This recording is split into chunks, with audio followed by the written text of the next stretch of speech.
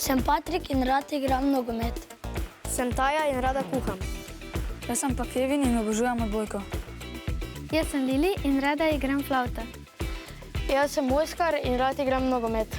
Sem Kristjan in plešem folkloro. 3, 4, zdaj.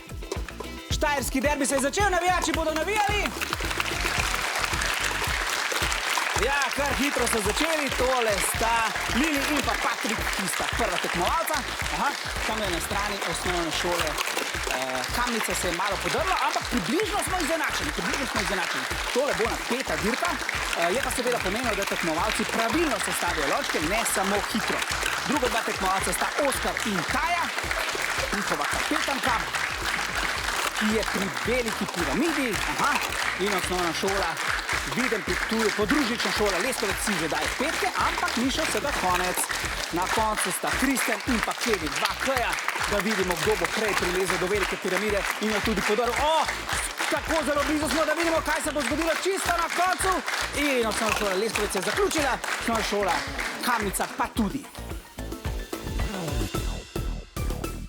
Konec štajerskega derbija, približno 3 sekunde razlike je bilo in slavila je osnovna šola Leskovec. En aplavz za njih! Osnovna šola Viden pri Ptuju, podružnična šola Leskovec, ampak še prej gremo v osnovni šoli Kamnica. Kristjan, povej mi, kje ste se sploh našli, da ste takole luštna ekipa?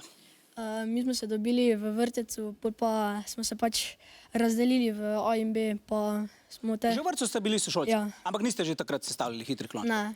Kdo pa je prvi prišel na to idejo, da bi jo sestavljali? Se mogoče spomniš? Ne vem. Je bilo že toliko časa nazaj, a ne? Ja, prejšnje leto smo se probali uvrstiti, samo nismo...